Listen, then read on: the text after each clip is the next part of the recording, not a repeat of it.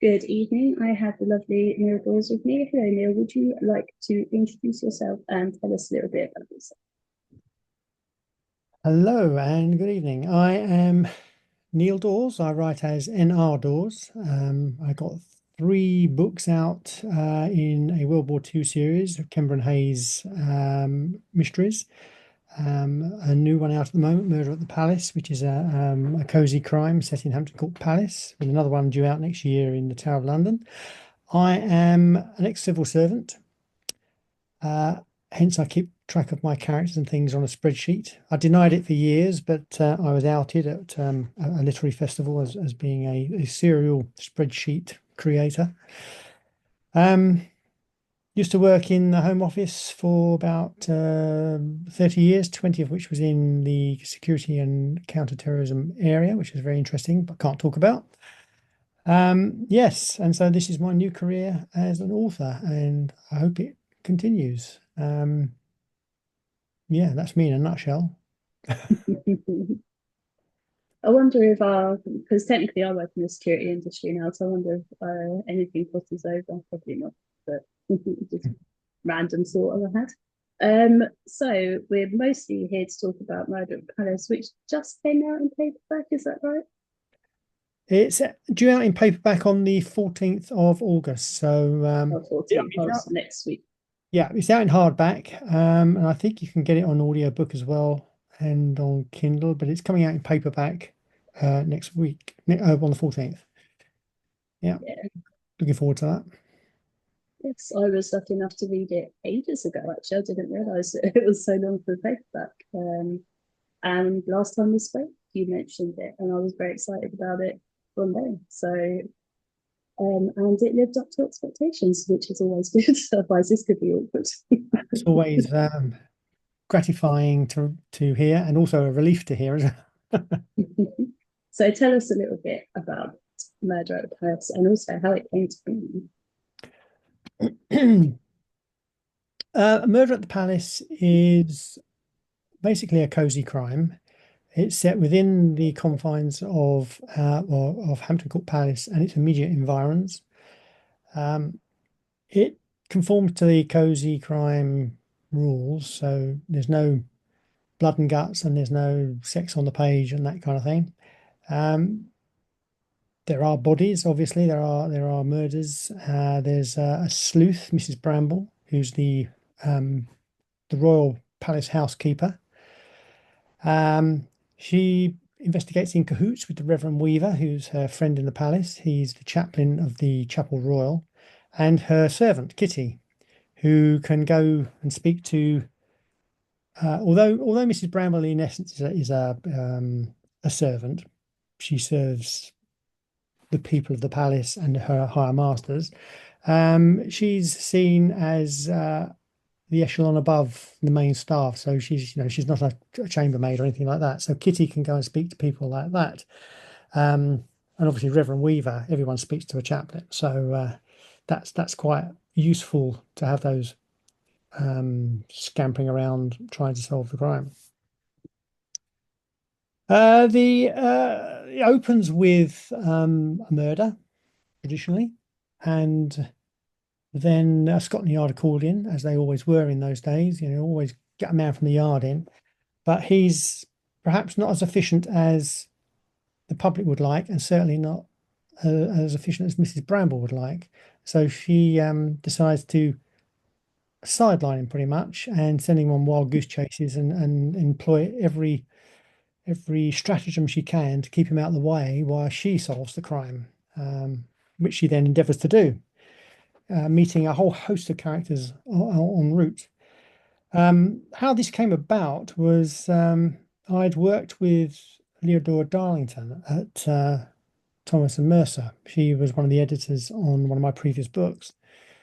Um, and I think what they were looking for when Orion did a deal with Historic Royal Palaces, who's the charity? They're the charity who own Tower of London, Palace at Kew, Hampton Court Palace, and a couple of others. Okay, Kensington Palace, and I think it's Hillsborough Castle in Northern Ireland. Uh, they wanted a cozy crime book to be set there, but they wanted it set in the Grace and Favour period. So I think it was George the Third decided that he wasn't going to live in the palace anymore. And so there was all these rooms going begging and lots of people wanting rooms, particularly the widows of national heroes and people who had given to the state. So, when some general um, carked it somewhere in the British Empire, his widow um, would apply and hopefully get a room there. Although I think there ended up to be a 20-year waiting list in the end because so many people kind of qualified, but there's only, even though there's 1,400 rooms in the palace, um, I think there was only about 100 and something, maybe 100, I can't remember now. There's 100 residents at its peak, and there's 14 rooms average for an apartment. So I can't do the maths on that, but yeah, space was at a premium really. Even though you think 1,400 rooms is massive, but by the time you've got all your servants in there as well, because a lot of these people had their servants with them. They had you know, butlers and chambermaids and cooks. Depends how wealthy they were. Some came with some money, some were quite destitute, particularly if their husband was a decorated war hero, but somebody who wasn't of rank and therefore didn't have a pension, and they didn't get the pension. So anyway, digression there. Um, so all that kind of thing is something that the Historic Royal Palaces wanted to draw out in a novel, but they didn't want it to be dry, so they wanted it to be kind of a light-hearted thing, and they chose Cozy Crime. Leodora, as I said, had worked with me and was now at Orion, and I'm very grateful that she remembered me, liked me enough to think that I would be a safe pair of hands. Um, but I still had to get my synopsis for both Murder at the Palace and the one that's coming out next year, Murder in the Tower, at the Tower.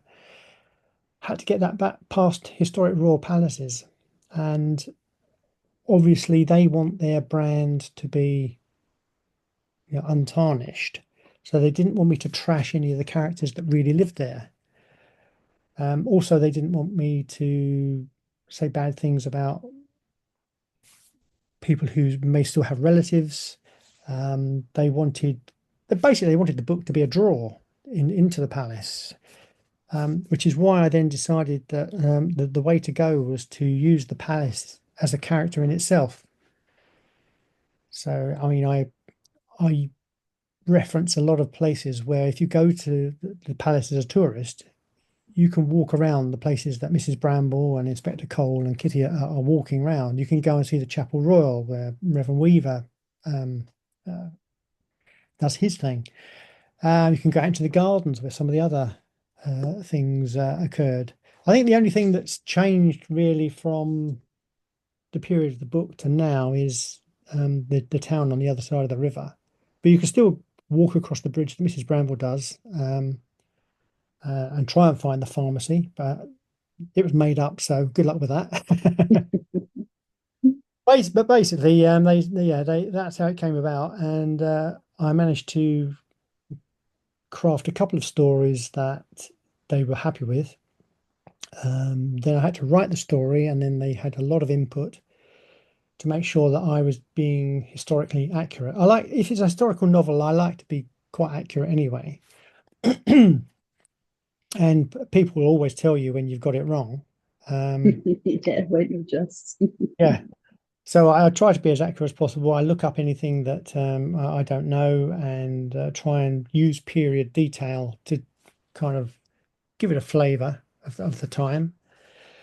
This particular one I anchored, the book one I anchored in 1891 because Edward, no, Prince Edward, as he was then, Queen Victoria's son, who then went on to be Edward the Seventh, he was he was embroiled in the Royal Baccarat scandal.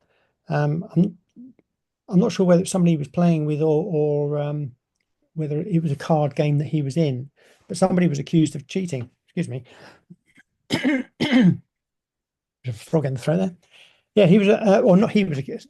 the person in the game was accused of cheating, and because the Prince Edward was there, he got embroiled in that, and there were statements taken, and it was all a big scandal.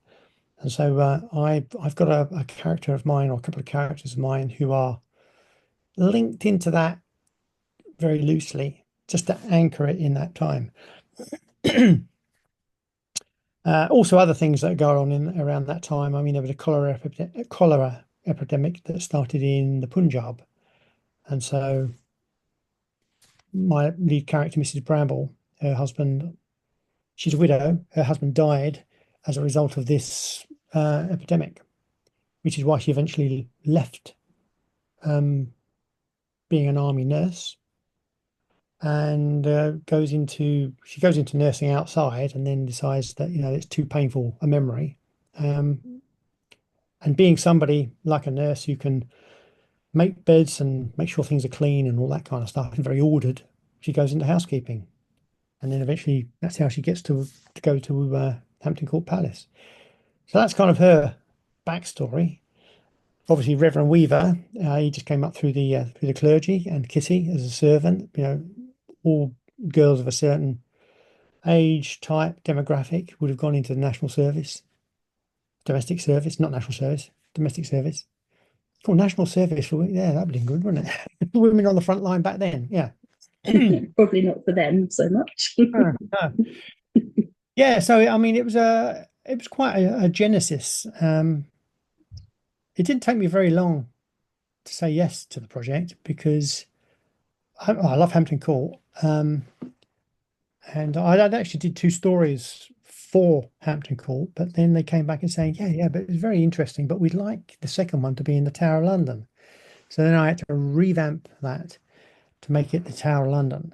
Um, but I didn't want to make new characters. I mean, I'd loved Mrs. Bramble, and other people around me were loving Mrs. Bramble so much, and I quite liked the almost Jeeves and Woosterish kind of relationship between Mrs. Bramble and Reverend Weaver.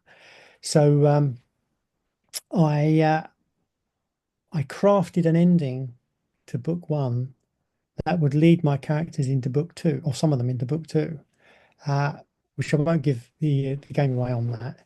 But when HRP saw that, they said, "Yeah, that's a cracking idea," and so that's great. So I've got to play with them again, which is great fun. Yeah, which preempts one of my questions. Thank Oh, you. wait, sorry, It's which fine. Um, got me I rambling? was no, it's fine. The more you ramble, the less I have to say. It's great. But I was just going to pick up actually, you saying that you used Hampton Court Palace as a character in itself, and I would just say, having read it, you achieved that brilliantly, and it does make me want to go there because I don't think I've ever been. But because you said it back as well, it's especially fascinating, and you still get that the moodiness because it's dark because obviously there wasn't electricity or it wasn't as common and stuff. And you get and you've got the tunnels and the confined staircases and things. And yeah, so you really do capture that, which is very cool. And it's not that common really to get it quite so perfectly. Well, I was very fortunate that I got a private tour by the curators there. They took me around. Well, what happened first of all was I did a bit of research into Hampton Court and the Grace and Favour because I knew of Grace and Favour, but I didn't realise that Hampton Court, first of all, had it, and secondly, that it was so widespread throughout the palace. Even though I'd been there before, it's not kind of something that jumps out at you. If you go there looking for Henry VIII, that's all you see. And if you go there looking for George III, you just see that courtyard, the Fountain Court. And then you go out and play around the gardens and the rose garden and things, the kitchen garden. So I looked into that. There was a document online that I found, and there was another one from HRP that they gave me, which had some interesting snippets about what the palace used to look like back in the 1890s. What one interesting thing there was that the Privy Garden which is now back to its original form with all its conical topiary and all that kind of thing. It's very formally laid out, was how it used to be originally. But when it fell out of favour as a royal palace and people didn't really bother, became overgrown. And so all the little kind of topiary trees and that grew up into these massive trees. It was almost like a woodland park. And the Victorians, being the Victorians, liked a bit of order. So when it came to that time, they said, right, what we're going to do is we're going to stick a path in here, and we're going to put a bench in here, and we're going to do this. And it became a bit of a formal garden in a different way. But what it did do is it created areas of solitude and secrecy. So you could walk down a path and there'd be a dissecting path and there'd be a little bench. Then you get to the fountain and then there was a bit beyond and then you got to the gates by the river. Uh, and I utilised that in a scene from the book, a couple of scenes from the book, because I thought, well, that's a great place for people just to wander around and gripe about each other. Um, because although it was genteel society, it was genteel on the surface. I mean, we've all heard the stories about the Victorians being prudish by covering up their piano legs, and then they were going at it hammer and tongs with each other and their servants.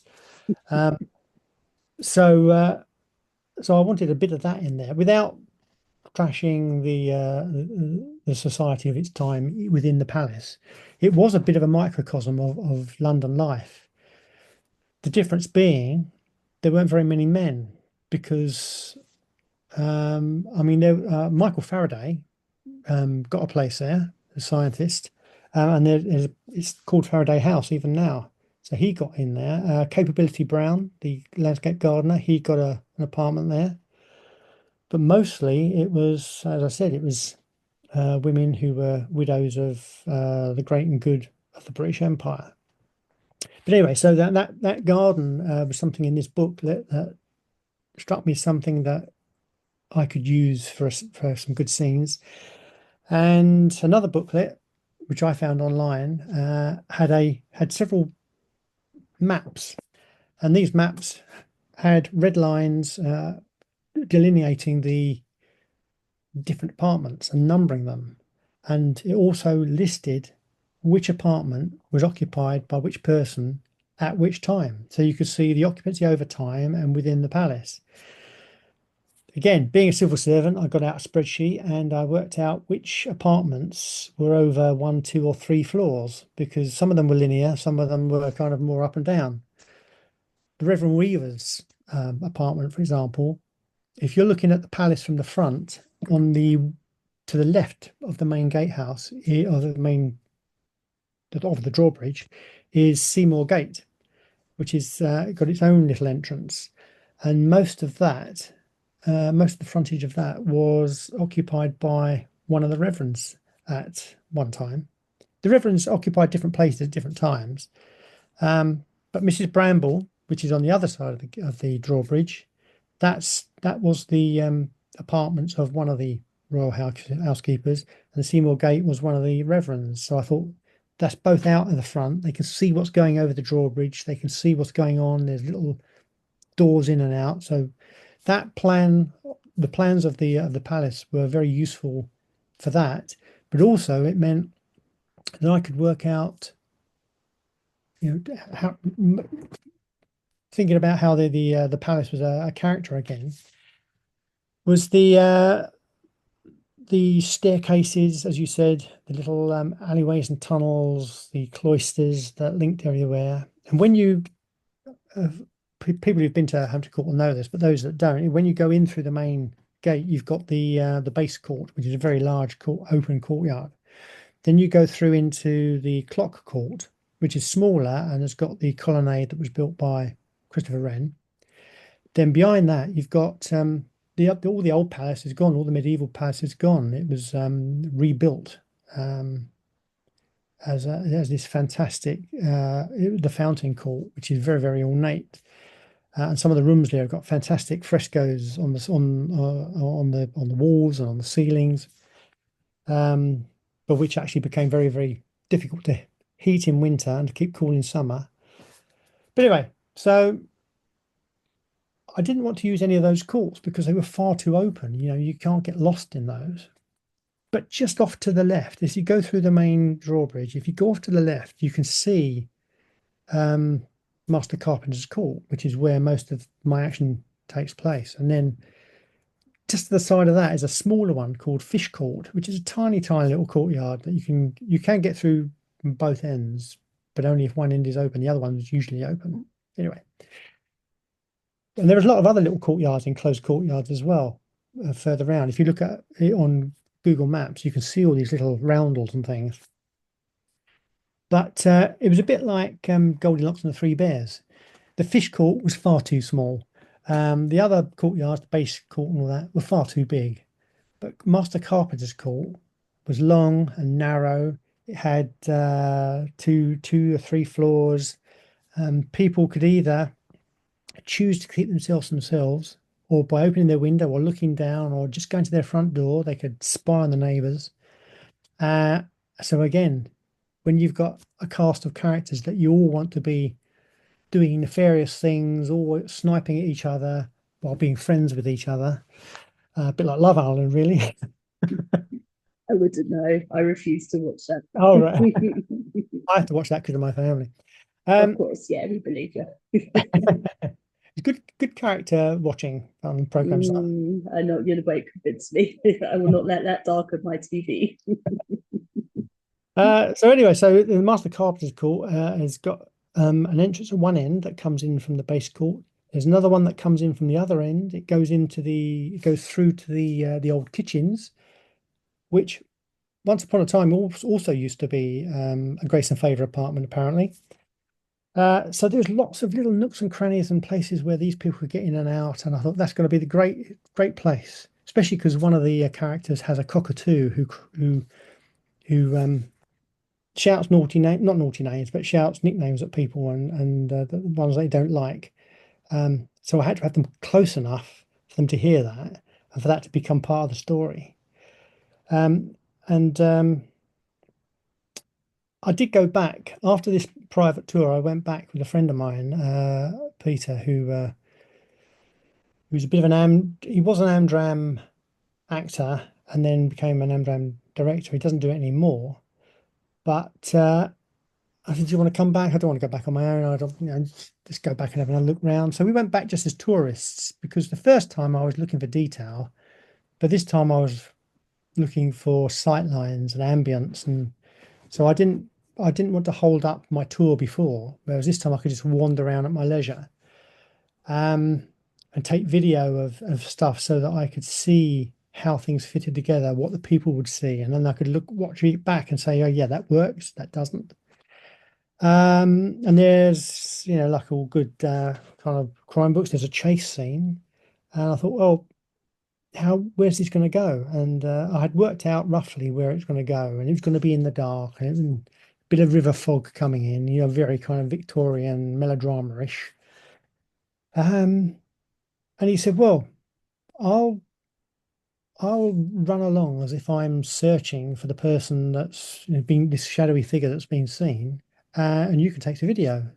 So there, the both of us were running around the corridors of Hampton Court Palace, me videoing him looking. I mean, if you if you watch the video, he's acting quite well, but he's acting in amongst tourists who think, "What the hell's going on?" So yeah, it was quite embarrassing to look back and see the faces of the surprised people as we kind of barred them out the way. But it did, but it did give me an insight into how that would work and how long it would take and whether it would fit into a chase scene. Because I didn't want it to be too short, too long. I don't know, the things us authors go through to get some, what's the word? Verisimilitude. I like that word.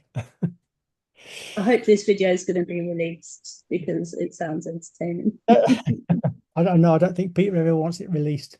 I know, I bet he doesn't. Mark Billingham's on my telly. Can't get away from that guy. We've got a House of Games on, and he's on All right. I randomly. watched Val McDermott earlier because they're repeating a few. Yeah, I know. Yeah, weird. Yeah. Anyway, I was going to say about which you mentioned actually. Anyways, your characters. Mhm. And the way that you managed to write a bunch of women together, and the bitchiness and the fakeness, and the nice little face, and then it was just brilliant and hilarious as well. And you really nailed that, which is quite impressive. So it does make one wonder whether you have experience of bitchy women that you could draw on, or you just made it up. Um, Made up, certainly. Um, but like all authors, you hear things on trains and you see things in queues and in shops and things. So you kind of store that away. And then because my father died some time ago, and my um, my wife's father passed away recently, well, not recently, well, a few years ago now.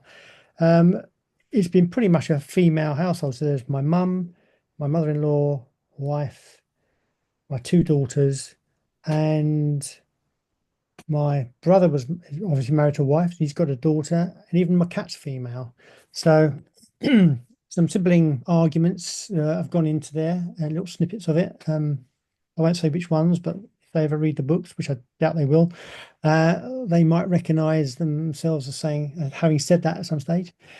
Uh, but no, it's generally general observation really, and trying to make the interchanges not nasty, but just so that they kind of rile each other up and have a go at each other, and then the next day they go, "Oh, do come round for tea."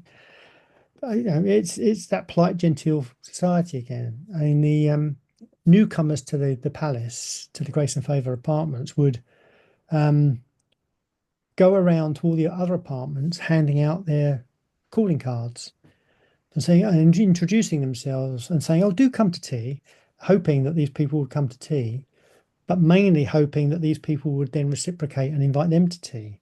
Because then, boom, you're in the society and you're one of the girls again. Um, but at the same time, you they're not your family, so you don't like everything about them. And I mean, there's a few like the cockatoo who shouts things. Basically, he's shouting things that she has said.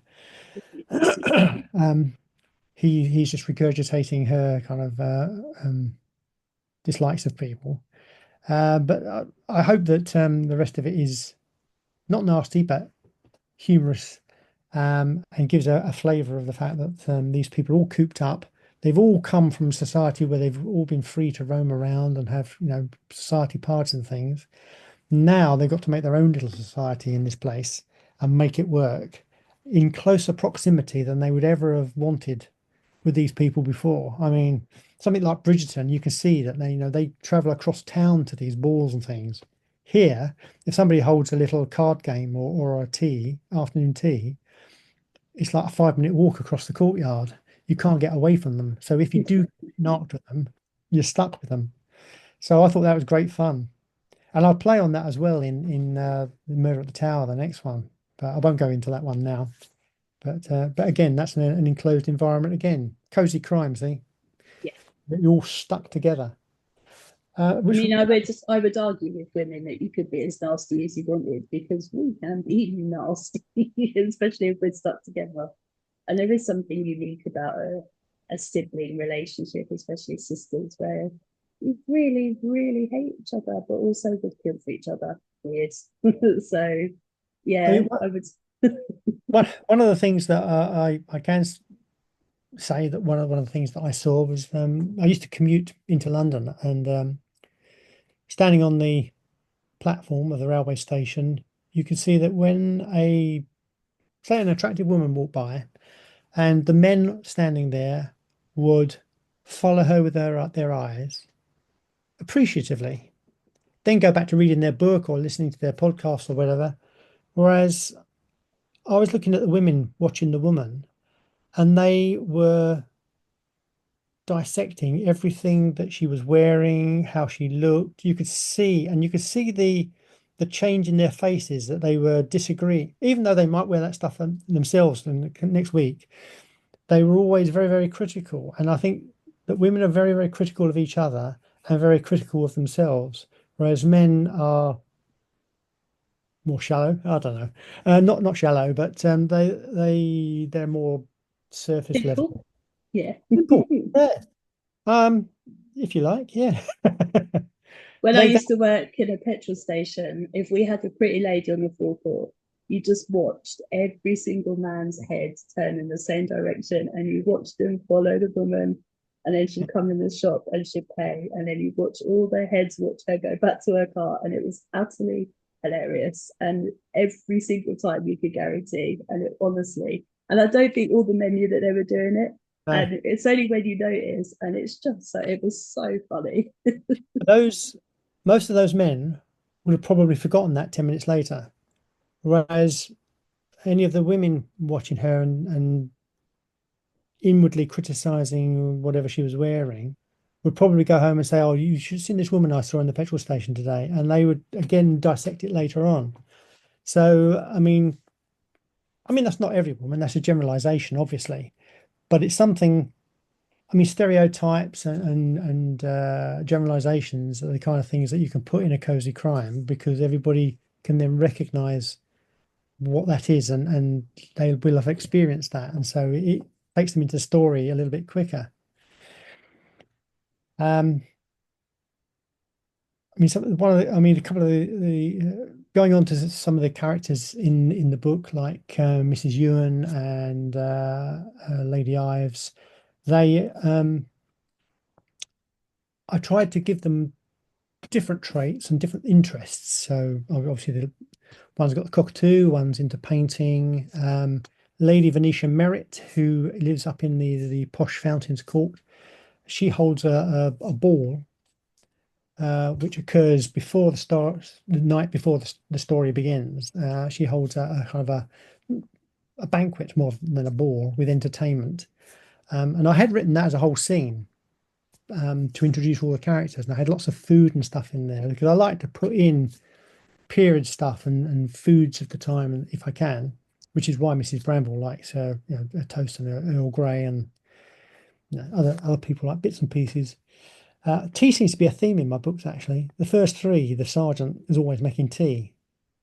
I drink a lot of tea. And yeah, it comes from me. So yeah, so I like to give the all the characters different traits, and a couple of my favourite characters are Mrs. McGowan and Miss Sarah Cameron Banks. And when I was trying to work out what kind of characters and how they would spark off each other, I remembered the Aristocats. I don't know if I've mentioned this in our previous interview, but the Aristocats has got two geese in there. So when Thomas O'Malley, the alley cat, um, I think he falls in the river, and when he drags himself out, there's two geese waddling down the track, but they waddle in unison. And that's what I saw when these two, although they're of different ages, they link arms and they waddle in unison. And I saw these two geese from the Aristocats coming. And they talk over each other, or one talks over the other, and they finish each other's sentences. And it's probably annoying for them to go through, but it's slightly irksome to for those around them to listen to it as well. So, but again, it's always a good idea to try and delineate between one character and another, and by doing that, you can fix them in the reader's mind. So at least I hope I can. You do, yeah, don't worry. And I love the bickering over houses or what they've got, what one person's got and one person hasn't. I mean, we are doing that all the time regardless. So I did like that. That was quite funny. But again, that's a truth. I mean,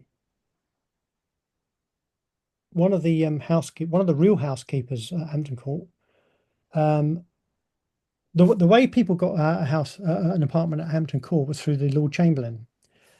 But what they used to do is they used to go to the housekeeper and say, I want this fixed, I want that fixed, I want a new bath, I want my pipes fixed, I want central heating. She's got a cockatoo. She's not allowed that, is she? No pets, kind of thing. And yet saying no pets, but they all had dogs. They were only supposed. Then they said, "Oh, you can have a lap dog." And the definition of a lap dog could have been anything from something that would fit in your lap to a Great Dane. If you could sit it on your lap, it was a lap dog, and they got around. But they turfed them out at night into the cloisters. So these things were running feral at night, and they all had cats as well. And this particular, I mean, I kind of used that for Mrs. Bramble, but what this particular housekeeper, somebody complained and said about her cat, and she then wrote to the Lord Chamberlain saying, "Well, he's entitled to be here because because he catches the mice, and if you kept your apartments clean, there wouldn't be any rats, would there?" That kind of thing.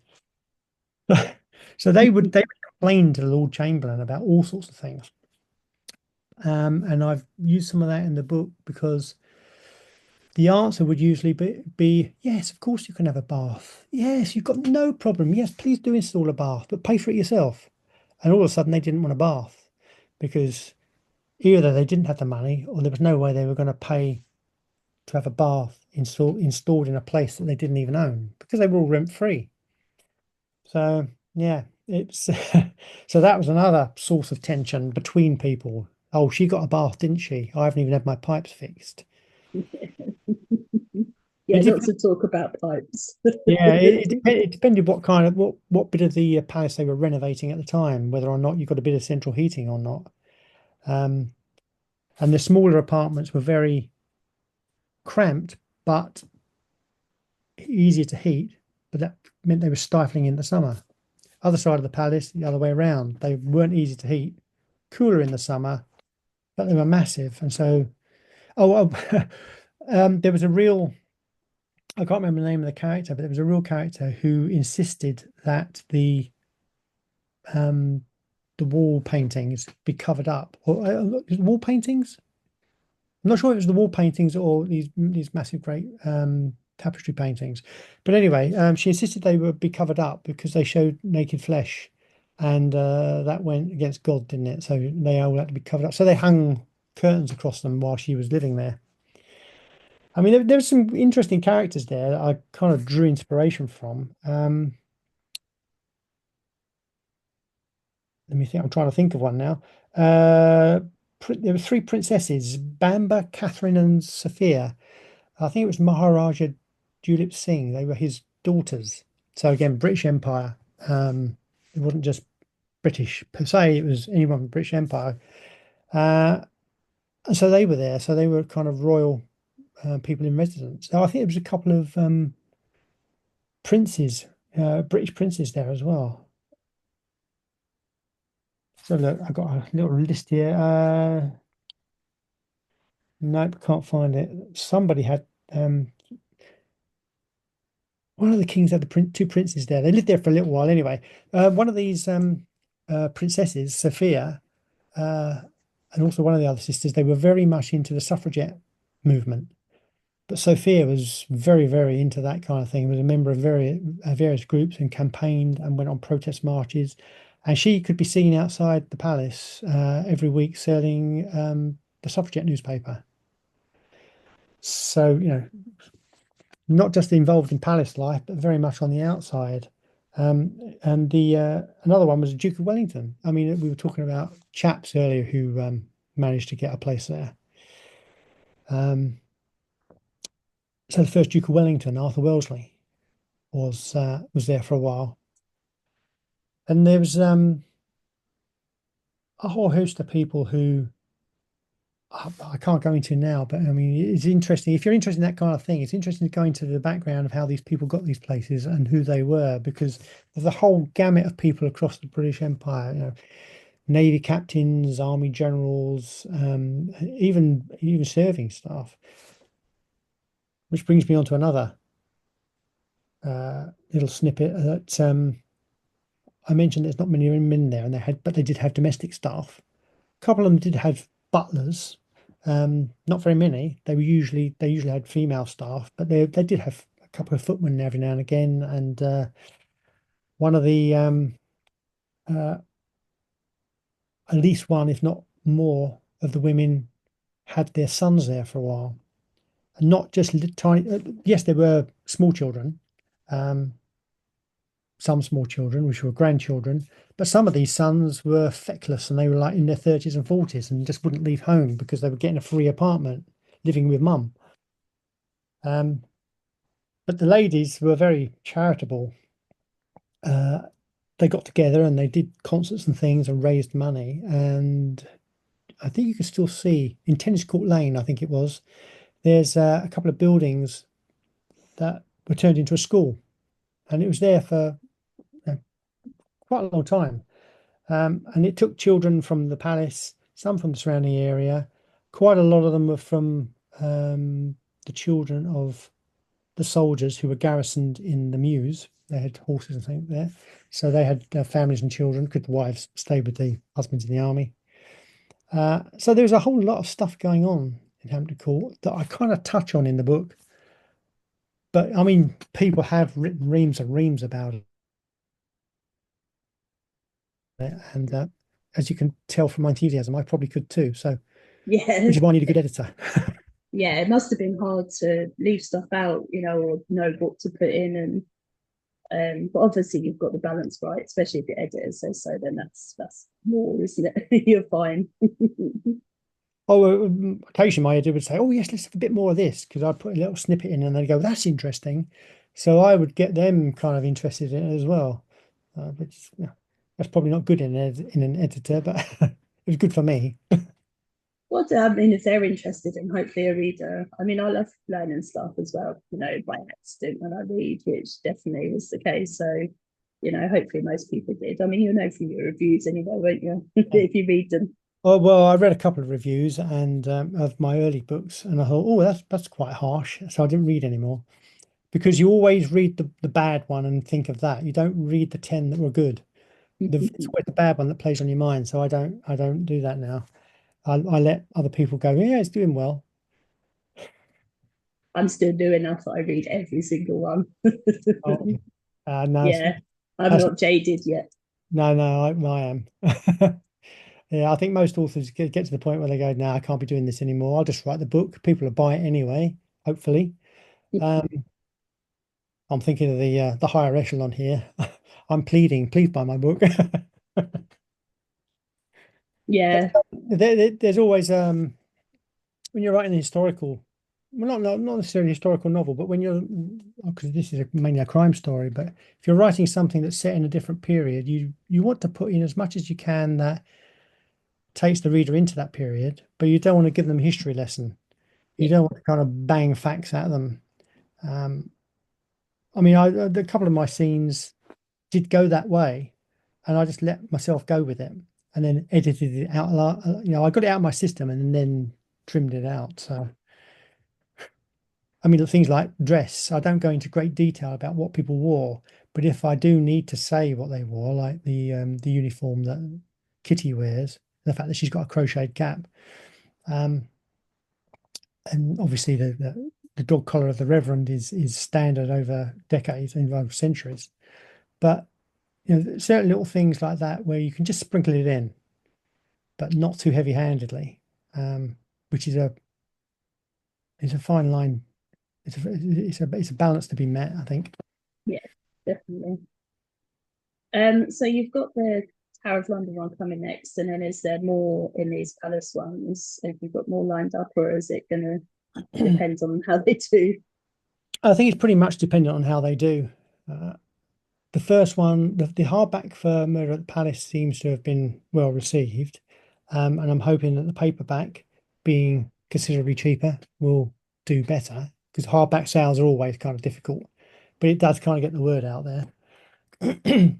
Murder at the Tower, it was a two-book deal, so Murder at the Tower, had to follow on from that, and again, I've approached it in the same way as I did Murder at the Palace with the sprinkling of history and nooks and crannies and chases and backstabbing and all that kind of thing. And I'm hoping that if the public like both of those, I love the covers, by the way. You haven't seen the second cover. I've seen the second cover. It's in the style of the first one, but I loved the first cover. That was it was kind of what I had in my mind. I just gave them a list of elements and they went, boom, there you go. And I thought, yeah, great. And they've done that with the second one. But if those go, if it goes to plan and people like it enough, then I'm hoping to persuade Orion to do some more because obviously, as I mentioned earlier, they've got the Royal Palace at Kew, so I can do one in Kew Gardens. There's Hillsborough Castle in Northern Ireland. I'd like a private trip over there. That'd be good. Not been to Northern Ireland before. And Kensington Palace. And I won't tell you the names for them in case it never comes to pass, but I've already got the titles for all of those. It's Um, and I've almost got a synopsis for the third one, even though I haven't got a three-book deal. It's only two book. You've got to be optimistic, haven't you? absolutely. Oh, I mean, I wrote the whole of my first book and didn't have a clue through title at all. And then someone else came up with it. And then I wrote the whole of the second book. And again, someone else came up with the title. I don't know how you can even have the title before you start writing. I'm so jealous. Well, the one behind me there, A Quiet Place to Kill, that came out of a quote within the book.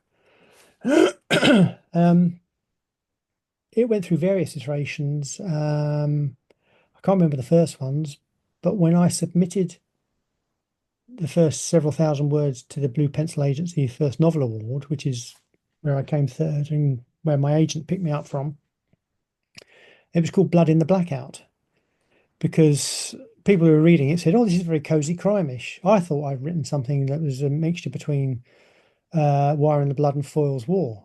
But they said, "Oh no, it's very cozy crime. It's set in a village. It's a closed cast of characters.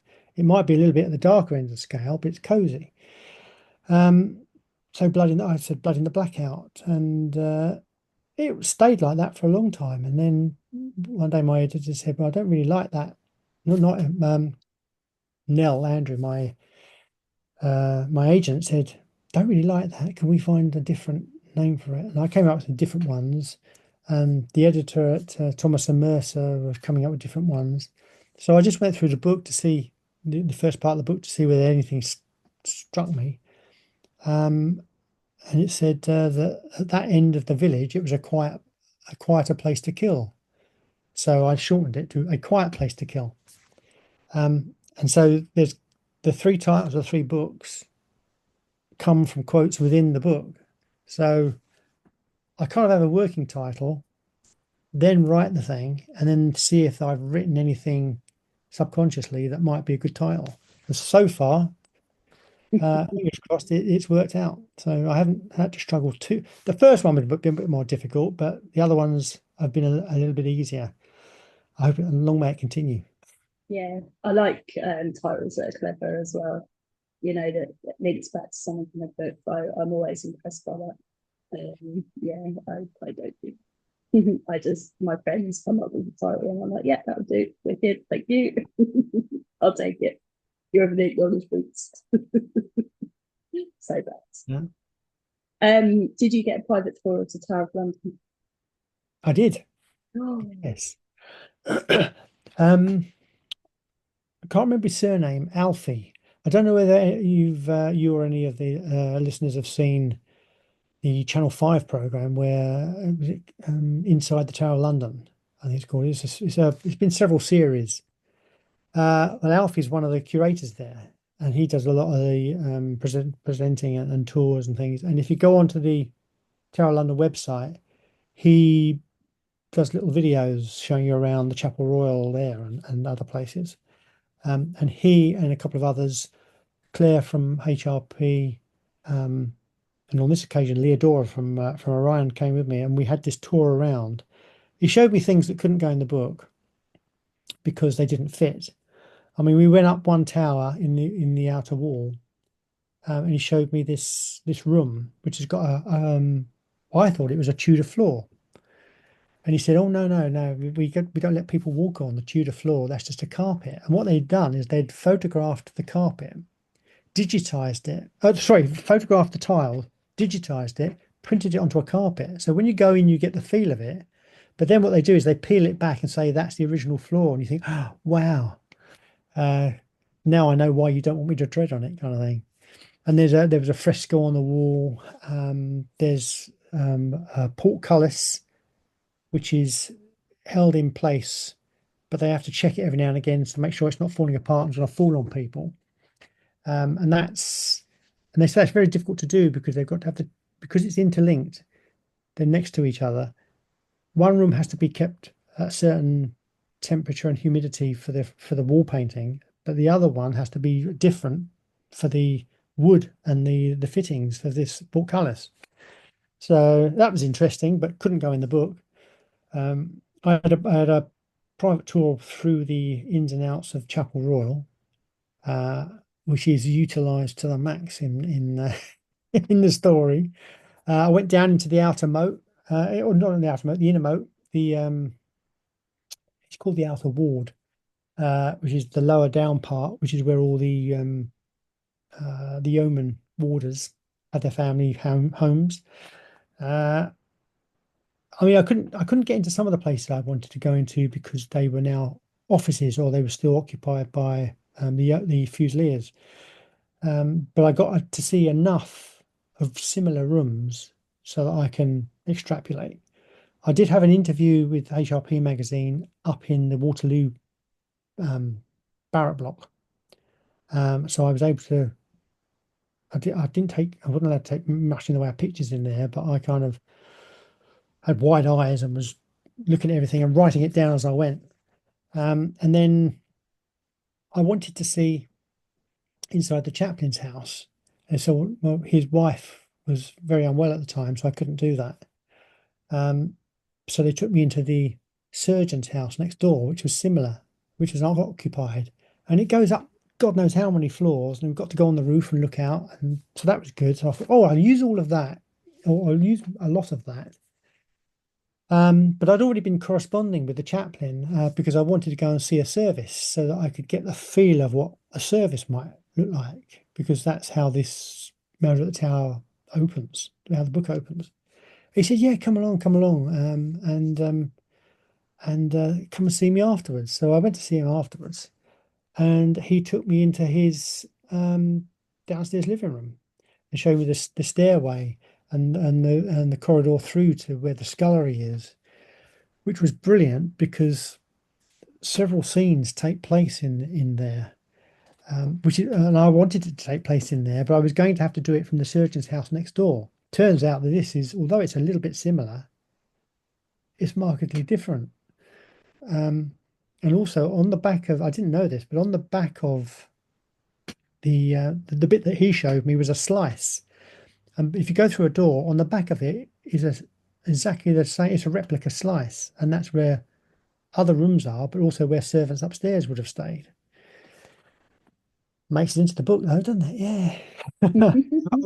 I was very great. He will definitely get a mention.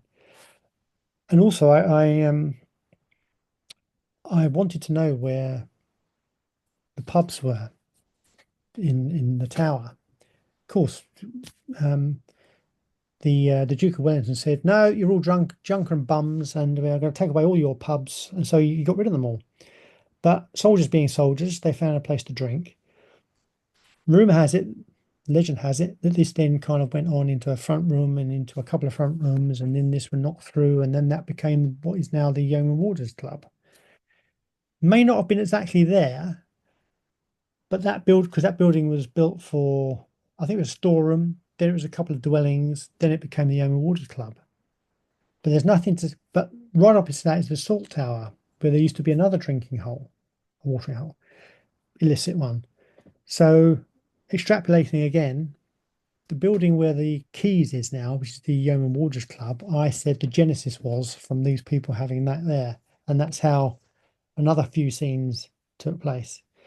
So, and the guy who I was speaking to, one of the yeoman sergeants, whose surname escapes me, but he'll get a mention in the book as well because he was very helpful. He said he has some little gatherings where he invites people who are of interest and of certain character, I hope, can come along and have a drink in the Yeoman Warders Club, which you're not allowed to do unless you're a Yeoman Warder usually. But on these occasions, the Yeoman Warders vacate, other people go in and they can drink the Beefeater gin and the various ales that are named appropriately. Look at all the memorabilia, including the mace, ceremonial mace, and the it's a Danish war axe that the yeoman jailer carries in ceremonial parades.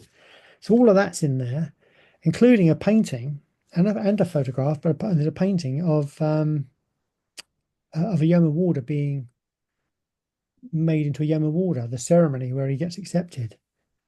Made it into the book. That's in there as a little snippet. So all of these little things, and then we went to do the ceremony of the keys. Again, that goes in the book. So I trawled and scraped everything I could from everybody I met.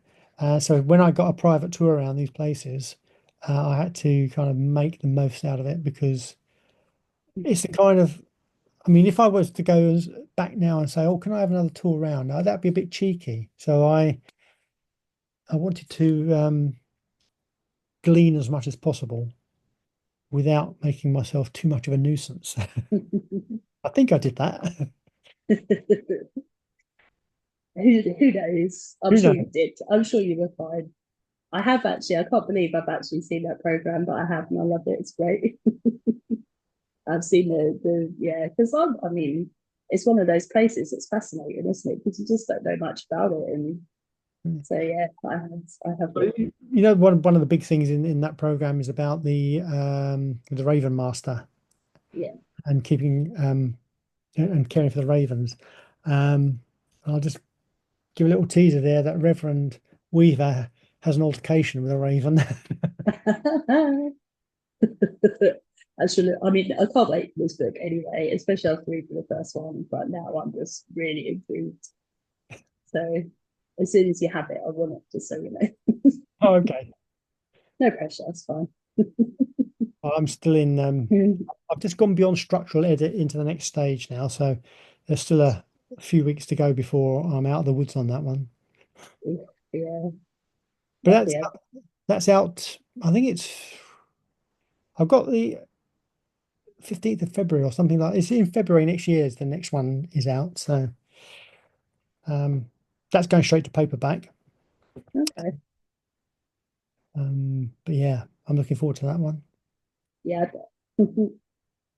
So do you just want to remind everyone what they're going to go away by as a result of listening to you talking, and hopefully they're as excited to read it as I was when I got it on my Kindle. Okay, well, it's a little cozy crime set in Hampton Court Palace called Murder at the Palace. It stars Mrs. Bramble, who is one of the I think the favorite one of my favorite characters that I've created, and her sleuthing with Reverend Weaver, Kitty, and her servant Kitty going up against Inspector Cole of the Yard, who she annoys greatly at every opportunity. Which have also that was fun to play with. It's in hardback at the moment, but I also think it's on Kindle and it's on audiobook, but it will be out in paperback on the 14th of August. And if anyone's around the Seven Oaks bookshop the week after, then I will be there giving a little bit of a talk for half an hour, just to introduce people of the good town of Seven Oaks, and hoping they'll buy it as well. I shall share this in my group, and I will share on the 14th for saving reputation and share a link. I've also got, I don't know if anyone's seen it, if anyone's on social media, I've blasted out on all channels today a little video of me opening the box of my paperbacks that came, where I dress up and play Reverend Weaver, which is great fun to do. So please go and look for that. Even if you don't buy the book, I think you'll find that amusing. I saw briefly when I was scrolling while I was supposed to be working, and so I shall go back and find this. I did wonder actually as I was picking past, like, what the? But you know, when you're not supposed to be on Facebook when you're at work, then Oh yeah. so yes, I should go back and find it, and I will share the link on. Is it Thursday the 14th next week? I think Wednesday's the 13th, isn't it? Yeah, so on Thursday, I shall share the link so people can go buy it straight away as well. Which I'm sure they're going to want to. I loved it. I absolutely loved it. And Neil isn't lying about his characters are awesome. Mr. Bramble's great, and all the other ones as well. So people should go by it. Excellent. Thank you very much. Thank you for having me.